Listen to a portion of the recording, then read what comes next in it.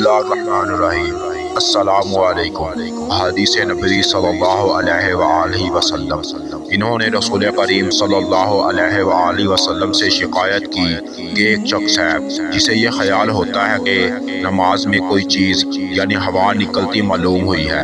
آپ صلی اللہ علیہ وآلہ وسلم نے فرمایا کہ نماز سے نہ پھرے یا نہ مڑے جب تک آواز نہ سنے یا بو نہ پائے۔ آپ صلی اللہ علیہ وآلہ وسلم نے فرمایا، جب تم میں سے کوئی اپنی بیوی سے جمع کرے تو کہے اللہ کے نام کے ساتھ شروع کرتا ہوں، اے اللہ ہمیں شیطان سے بچا اور شیطان کو اس چیز سے دور رکھ جو تو اس جمع کے نتیجے میں ہمیں عطا فرمائی ہے۔ یہ دعا پڑھنے کے بعد جمع کرنے سے میاں بیوی کو جو اولاد ملے گی اسے شیطان نقصان نہیں پہنچا سکتا۔ رسول کریم صلی اللہ علیہ وآلہ وسلم جب قضاء حاجت کے لیے بیت الخلاء میں داخل ہوتے تو یہ دعا پڑھتے، اے اللہ میں ناپاک جنوں اور ناپاک جنیوں سے تیری پناہ مانگتا ہوں۔ نبی کریم صلی اللہ علیہ وآلہ وسلم بیت الخلاء میں تشریف لے گئے۔ میں نے بیت الخلاء کے قریب آپ کے لیے وضو کا پانی رکھ دیا۔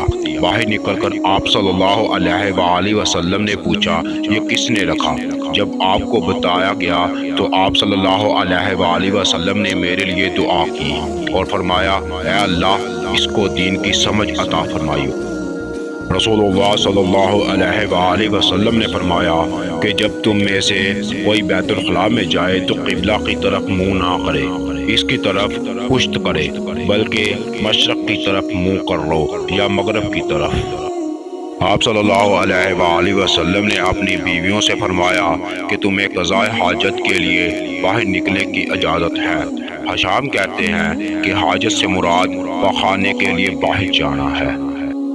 رسول اللہ صلی اللہ علیہ وآلہ وسلم نے فرمایا، جب تم میں سے کوئی پانی پیے تو برتن میں سانس نہ لے، اور جب بیت الخلاء میں جائے تو اپنی شرمگاہ کو داہنے ہاتھ سے نہ چھوئے اور نہ داہنے ہاتھ سے استنجا کرے۔